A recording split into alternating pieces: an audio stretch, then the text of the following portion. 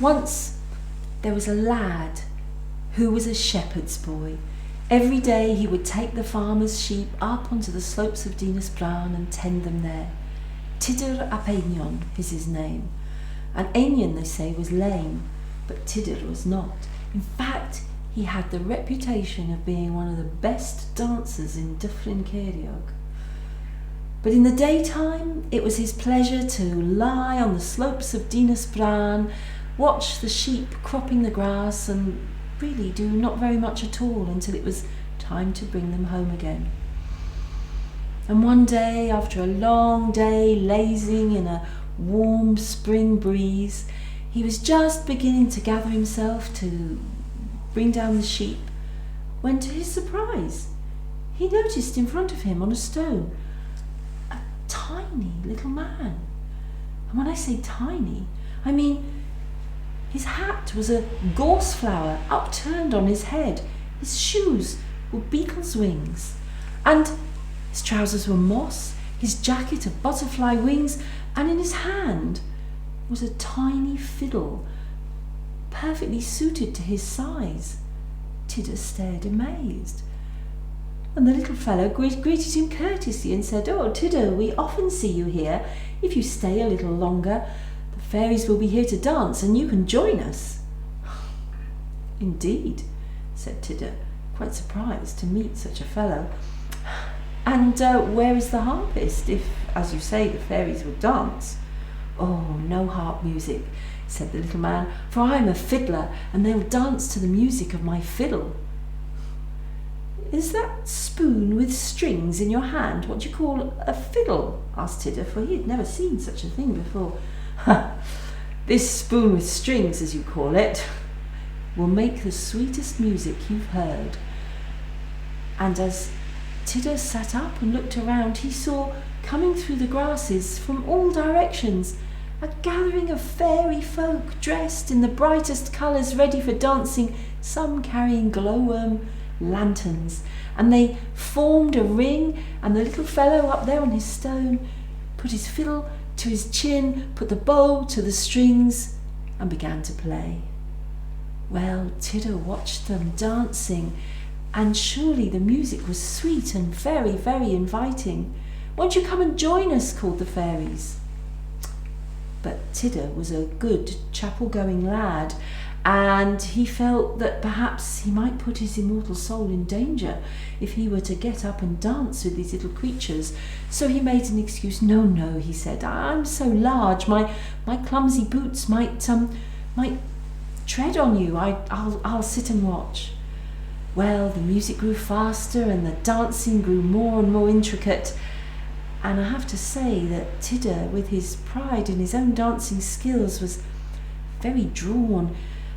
He watched, but he held himself back until the music grew faster still, until he could feel the beat of the music in the beat of his own pulse, feel the throbbing of the strings of the fiddle in his own sinews. And at last he couldn't resist. He could picture himself spinning, dancing as he did in the Glencairn dances every Saturday, when everyone declared him the best dancer that there was. And at last he jumped up, leapt into the centre of the circle, threw his cap up into the air and said, "Very well, let's dance." Oh, but as soon as he did so, a terrible transformation took place. The colourful, smiling little figures became animals of the strangest kinds. He was surrounded by stoats, weasels, bears, hares, all swirling. But the most terrifying thing was what happened to the fiddler himself, because the little gorse cap was blown from his head by two great goat's horns which sprang up. His beetle-winged shoes split as great cloven hooves struck into the ground. A long forked tail snaked out from beneath his coat.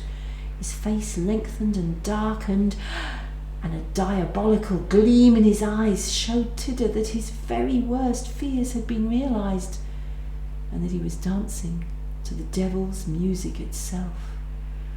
Well, the fiddle played faster and faster. The creatures spun around and round Tuddur till they could no longer be seen, till it was just a whirling ring of light, and Tuddur, whether he would or not, he was dancing, dancing. He could not stop.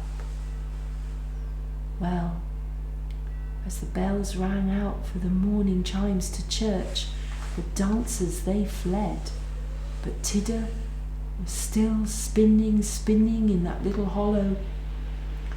And who knows what would have happened to him if the farmer, not knowing where his sheep were, none of them had returned, Tuddur had not returned, had not come puffing up the slopes to search for them, and saw his sheep peacefully cropping the grass. When he checked that they all were accounted for, he took a few more steps and looked over the lip of the little dell which is still called Nantyrlion, the elves' nook, or the goblin's den, depending on how you prefer to translate the Welsh.